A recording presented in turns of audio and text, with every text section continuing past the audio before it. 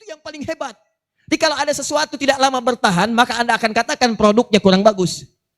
Handphone baru berapa lama sudah hang. Ini nggak bagus nih, KW nih. Ya, beli kulkas berapa lama rusak, nggak bagus. Tapi yang bertahan lama, yang sifatnya bagus, maka Anda katakan ini yang paling hebat. Ada alam yang saat Anda masuk ke dalamnya, maka dia tidak akan berpindah-pindah, tidak berubah lagi. Selamanya abadi. Maka itu alam yang paling hebat, disebut dengan akhirah. Maka Allah katakan, ini tempat yang pertama. Dalam bahasa Arab disebut dengan ula. Yang pertama, ula, al-ula. Ini yang terakhir, ini yang abadi, yang paling hebat. Maka turun kalimat langsung firman Allah. Walal akhiratu khairul laka minal. Ini tempat yang paling hebat. Sebab kalau Anda kaya di sini, kaya di akhirat, selamanya akan kaya. Karena nggak pindah-pindah lagi. Tapi kalau Anda kaya di sini, kaya nih di sini nih. Silahkan kumpulin harta sebanyak-banyaknya. Rumah seluas-luasnya, mobil seragam-ragamnya, kumpulkan silahkan. Cuman mohon maaf, saya infokan dari sekarang. Kalau Anda sudah meninggalkan ini, maka semua yang Anda bawa di kehidupan ini akan ditinggalkan pula. Jangankan ke sini pun gak akan ikut. Karena setiap alam punya sifat yang berbeda. Silahkan ambil contoh. Ada di antara Anda orang paling kaya se-Jawa Tengah misalnya. Harta banyak, maaf, rumah mewah, mobilnya berlimpah, Ferrari ada, Lamborghini ada, Lamborghini juga ada. Ya kumpulin semua, pakaian membentang dan seterusnya. Pertanyaan saya, apakah saat meninggalkan dunia, meninggalkan bumi, apa yang dimiliki itu dibawa ke alam kubur? Demi Allah saya katakan, saya belum pernah melihat orang ada meninggal dikubur sama mobilnya. Ada. Belum pernah saya lihat orang, ada orang meninggal berwasiat. Tolong ya di alam kubur, kalau bisa luasin aja seperti di dunia. Kalau bisa bikin kuburan untuk saya luasnya 3 hektar, kasih kamar dalamnya. Ya, kasih lampu biar terang. Gak ada. Semua sifat dunia akan tertinggal di sini. Selesai. Demi Allah saya katakan, selesai di sini. Karena itulah orang yang meninggalkan dunia maka disebut dengan kalimat telah meninggal dunia. Telah meninggal dunia itu bukan sekedar orangnya pindah dari sini ke tempat ini, bukan. Tapi semua sifat dunia ditinggalkan, gak ada yang ikut. Di semua nih, sifat harta, sifat materi, semua tinggal. Yang dibawa hanya bekal yang cukup untuk ke tempat berikutnya. Karena bekal yang ini beda dengan yang sebelumnya. Maka kalau Anda kaya di sini, cuman di sini aja kayaknya. Begitu selesai kayaknya, habis, di sini statusnya sama.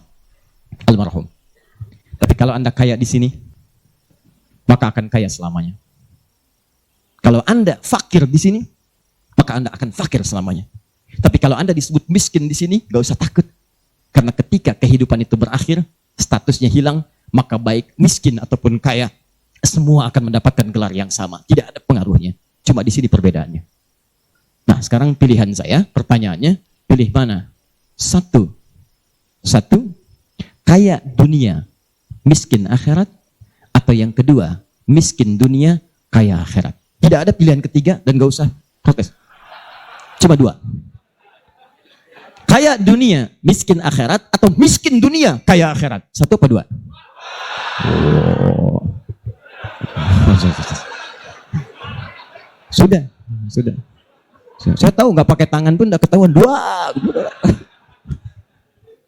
Sudah. Baik, sekarang berarti kita sepakat semuanya. Siapa yang ingin kaya dunia? Angkat aja tangannya, kaya masa nggak ada yang mau kaya dunia? Harus kaya. Kalau nggak kaya bagaimana bisa zakat? Zakat itu kan wajib. Kalau nggak ada uangnya bagaimana bisa zakat? Bagaimana bisa haji, bisa umrah? Kan mesti ada bekalnya. Jelas sampai sini? Baik. Siapa yang mau kaya dunia?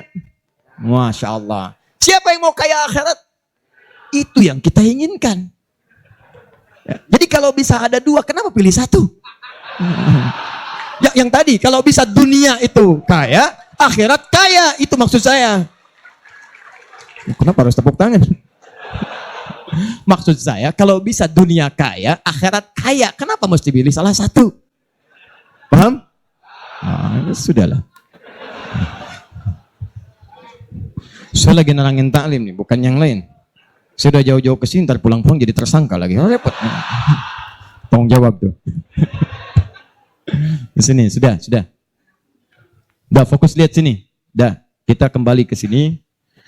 Di akhirat cuma ada 2 pilihan. Tahan baik-baik, tahan. Sebentar. Kita belum sampai ke intinya nih. Ya. Di akhirat tempat itu cuma 2. Yang satu persinggahan. Ada tempat singgah di sini. Dipilihnya dua. Kalau bukan surga, jannah, maka neraka. Awas nih, ini abadi nih. Jadi kalau masuk sini selamanya neraka. Kecuali ada yang dikehendaki Allah nanti. Kalau masuk sini selamanya surga, gak akan pindah. Gak akan pindah. Ya, awas hati-hati. Ustadz, tapi kan saya kangen. Di dunia saya merokok. Gimana saat di akhirat kalau saya masuk surga? Ya ambil apinya di neraka.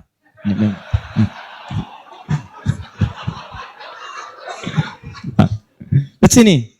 Ini tengahnya disebut dengan A'raf namanya. Bukit tinggi. Sampai muncul Quran surah ke-7. Baca ayat ke-45 sampai dengan 47 sampai 49. Kalau Anda masuk ke surga, misal amal solehnya banyak. Kayak mindahin kursi itu.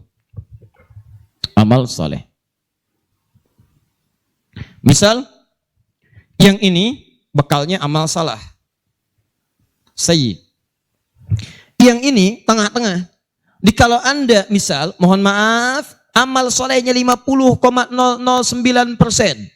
Atau bahkan 50,0001% lebih banyak amal solehnya, masuk surga Anda.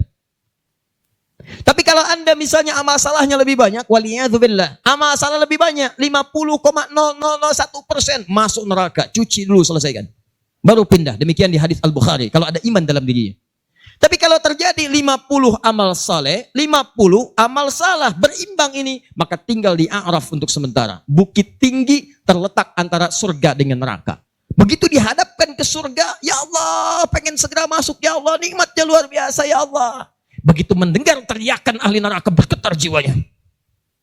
Gak berani ngelirik, jadi ngelirik aja gak berani, itu biasa itu. Kayak Anda pulang dari sini misalnya, mohon maaf ya, Anda pulang malam-malam nih, jam 2, begitu pulang, ada teriakan tiba-tiba, terdengar dari pohon. Nah, pertanyaan saya, berani ngelihat gak? Berisik, misalnya. Habis itu lari gitu ya. Wah, gak ada. Di dunia aja mendengar teriakan begitu, anak gak berani lihat, apalagi yang di akhirat.